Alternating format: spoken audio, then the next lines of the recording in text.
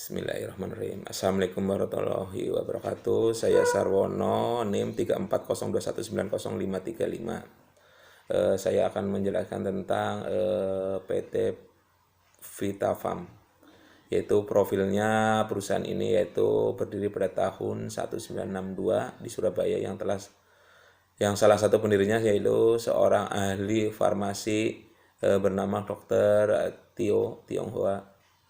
Pertama lahir perusahaan ini bernama PT General Indonesian Product Center pada tahun 1998. Perusahaan ini telah berganti nama menjadi PT Vita Farm hingga saat ini. Perusahaan ini memproduksi yaitu produk-produk perawatan dan kecantikan yang sesuai dengan kondisi Indonesia yang dengan kondisi daerah yang tropis. Untuk meningkatkan kualitas kerja dan mutu dari perusahaan PT Vita Farm telah mengantongi sertifikat CPEKB, yaitu cara pembuatan kosmetik yang baik. Sebagai bukti akan kualitas produk yang mereka produksi untuk pembuatan krim, lipstick, dan liquid pada tahun 2028. Dan pada tahun 2009 untuk produk powder dan compact powder, PT Vita Farm telah menggunakan mesin-mesin berteknologi canggih dan untuk menjamin mutu pada produk yang sudah terjamin karena melewati beberapa tahap quality control, analisis dan mikrobiologi yang ketat untuk mempertahankan kualitas produk.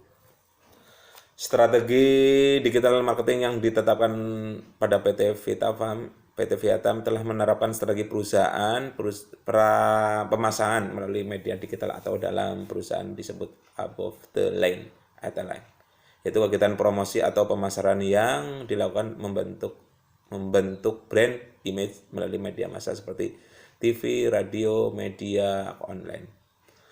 Perusahaan memasarkan produk melalui web resmi perusahaan dan dengan media sosial yang ada seperti Instagram, Facebook, email, dan e-medicine yang ada.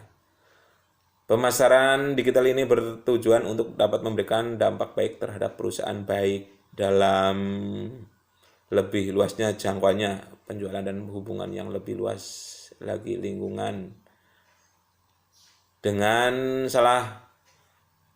yang selalu berkembang teknologi saat ini. PT Vita Farm dalam pemasaran berbasis digital atau digital marketing mengedepankan sistem member dan drop wire, di mana syarat utama untuk menjadi bagian member eksklusif ini konsumen harus mendaftar melalui website resmi perusahaan. Konsumen yang sudah menjadi member dari PT Vita Farm akan mendapatkan berbagai keuntungan dari jalinan pemasaran yang telah dibentuk. Selain keuntungan, konsumen juga akan mendapat kemudahan dalam berbelanja, informasi, promosi yang selalu up to date, dan dapat konsultasi secara online dengan ahli kecantikan yang sudah ada dalam perusahaan. Permasalahan digital marketing pada Vita Farm yang pertama yaitu biaya awal yang tinggi.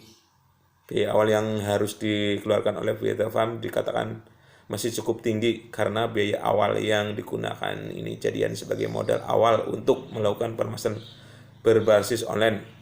Biaya awal ini digunakan untuk pembelian alat-alat penunjang pemasaran. Meskipun demikian, untuk selanjutnya biaya yang dikeluarkan perusahaan relatif rendah dibanding dengan pemasaran secara langsung atau konvensional yang selalu membutuhkan biaya dalam setiap kegiatan. Sedangkan yang kedua yaitu banyak permintaan dalam offline store.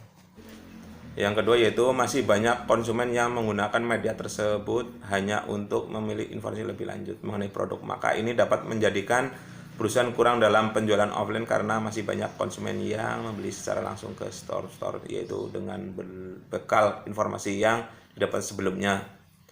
Yang ketiga adalah rentan kegiatan penipuan.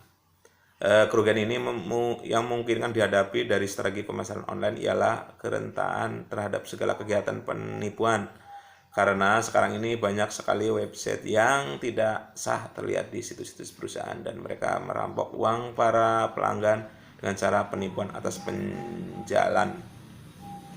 Yang keempat adalah konten harus menarik, karena tidak dapat bersentuhan secara langsung dengan klien, maka perusahaan harus dapat membuat konten yang kreatif dan dapat menyajikan konsumen atas produk yang ditawarkan, seperti halnya jika dapat bertemu langsung dengan konsumen dan menjelaskan secara terperinci.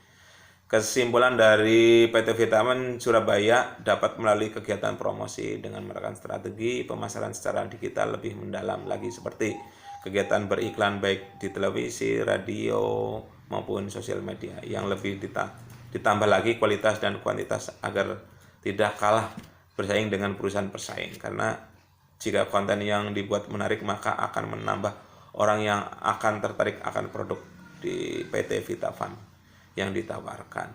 Sebaliknya, jika kurang kreatif dalam membuat konten dimanapun baik digital atau secara langsung, maka akan berkurang juga ketertarikan seorang akan produk yang ditawarkan, serta menggunakan platform yang terjamin keamanan sehingga meminimalisir terjadinya tindakan penipuan. Mungkin itu saja dari saya tentang PT Vitafarm yang saya paparkan kali ini. Terakhir yaitu Waalaikumsalam warahmatullahi wabarakatuh.